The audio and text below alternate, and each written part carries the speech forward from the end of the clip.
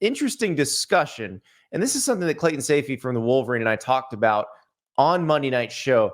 But Dan Wetzel at Yahoo Sports, our pal, had a really good column on Tuesday about Jim Harbaugh's contract situation in Michigan and about what they are trying to get in that contract.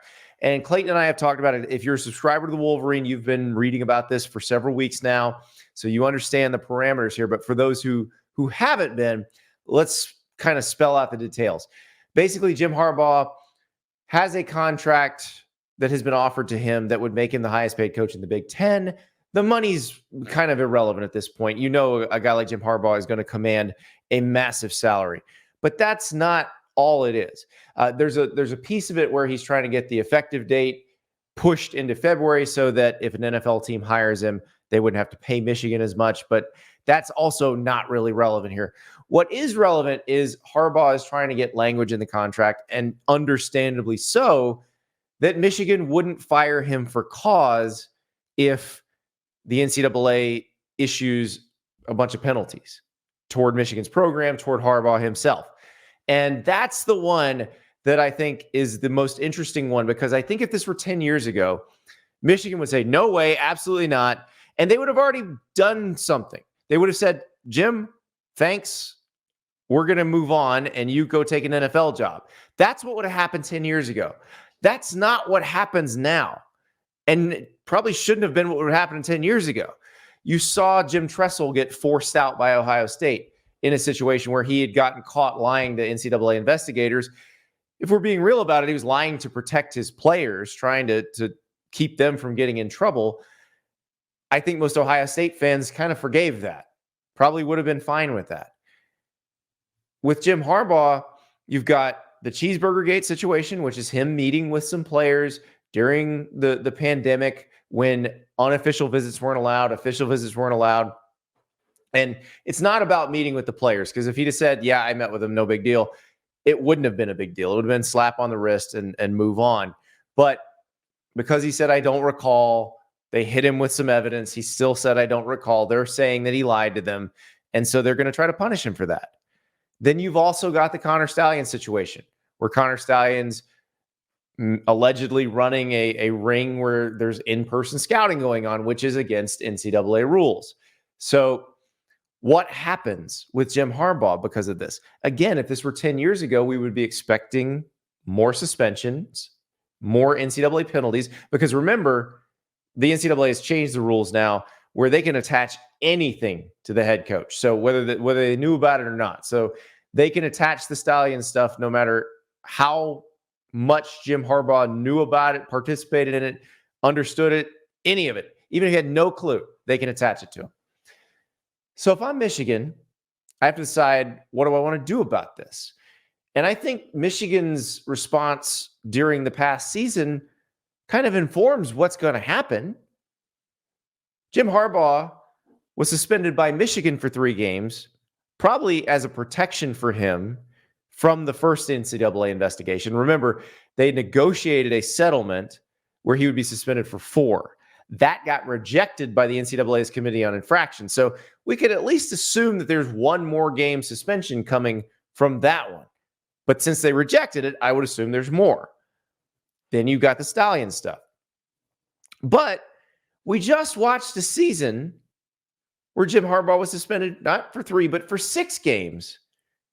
And Michigan won the national title, and he's still beloved, and the administration had his back. Remember, the 3 games he was suspended for at the end of the year were for the Stallion stuff, and that was handed down by the Big Ten. I would assume that the NCAA, if they're doing anything regarding that one, would consider those 3 games a time served situation. Now, I don't know if it would be a 3-game suspension they would hand down, or would it be more than that? But I almost think it doesn't matter. If you're Michigan, you had his back before. Why not continue to have his back on this thing? But that's what I said to Clayton last night. And I still agree with that wholeheartedly. You have Jim Harbaugh's back all season. Continue to have his back now. Just tell him whatever happens with the NCAA, we're behind you. You're our coach. Now, in practice, and reading Dan Wetzel's story, I thought about it a little more. It's not as easy as that. It's a little more complicated than that, but it's still doable. It's still something you can do. So what Michigan doesn't want to do, and no one would want to do this, you don't want to get yourself in a situation where you cannot fire a coach for cause. So the difference between without cause and for cause means for cause means that the person did something wrong. You do not have to pay a buyout. Without cause means you're just firing them. You pay the buyout. So a lot of times when coaches commit NCAA violations, they get fired for cause because there's standard language in almost every college coaching contract that says you must abide by NCAA rules. If you don't, we will fire you. But this is a different situation. Michigan has been very clear that they feel like Jim Harbaugh is getting railroaded in this thing. So if you feel like Jim Harbaugh is getting railroaded, you continue to have his back. You continue to say, you will be our coach, and this will not affect that. And how do you do that contractually? That's the where they got to thread the needle here, because you don't want to have a situation where you're essentially giving Jim Harbaugh a pass permanently on anything that may happen in the future, because it's just that's bad business. Whether you love Jim Harbaugh, dislike Jim Harbaugh, doesn't matter. That's bad business to give an employee a free pass no matter what happens. That said, you want to make sure he feels supported and secure that nothing that happens from either of these two investigations are going to cost him his job. So do you put a date on it? Do you say any NCAA violations committed up to December 31st, 2023, or even could be right now? So today is January 16th, 2024. Like, let's say you hand in the contract tomorrow, then maybe you say up until January 17th, 2024. Any violations committed that the NCAA has punished you for, we will not fire you for cause. We put that in writing. I don't have a problem with that. I don't see a problem with that. Now, you could say, oh, well, they might dig up something else. But if you're Michigan at this point, haven't you dug up enough yourself to figure out what happened here? Don't you know what has happened over the past few years? Like, I think you're pretty safe doing that. I don't think you're giving him a pass into the future. You're saying there are these two investigations. We have said on the record, at least with the Stallions one, that we think you're getting railroaded. So why not just put that in writing? Why not say you're not going to lose your job over this? Even if you're suspended for an entire season, you still have your job. And here's the thing about it. The way last season unfolded should give you confidence in doing that. And I don't see the NCAA suspending Harbaugh for a season or more than a season. I would think it would be a part of a season. Well, you just had a season where he was suspended for 6 games and you won the national title. Sharon Moore is sitting right there. And also, if Jim Harbaugh doesn't leave, everybody knows Sharon Moore is ready to be a head coach. He will be one of the hottest head coaching candidates in the next cycle if Jim Harbaugh doesn't leave and Sharon Moore isn't elevated to head coach right now. So if you have a suspension, you just do what you did last year with Sharon Moore. Why change anything in that situation? You've got something that works.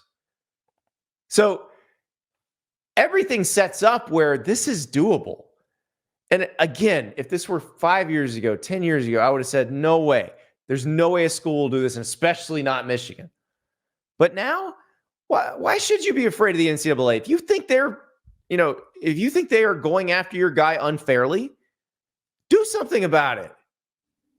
And this is what you do. You can't guarantee him immunity from this.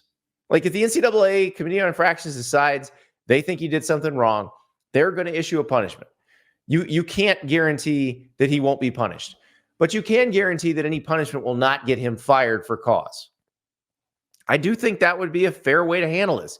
Again, Michigan has come out and said, we think he did nothing wrong, or we think that the penalties that he has already served have been sufficient. So why fight that? Why fight that against Jim Harbaugh? If you want him back, put it in the contract. It's that simple. It really is. It'll be interesting to see what happens, because obviously he's talked to the Chargers. There are other NFL jobs open. Potentially other NFL jobs could come open based on what's happened in the playoffs. maybe the Harbaugh Watch 2024 may last a little bit longer, guys. It may be more days, more weeks. We shall see. But I do think in terms of the Michigan contract, if he wants to come back, there's a way to make that contract work. There's a way to write that contract where everybody's happy and where you have a situation that's set up. If the NCAA does come down harder than you think, you've got Jim Harbaugh protected. You're set up with Sharon Moore, and you know exactly what happens going forward. I think it's doable. I do.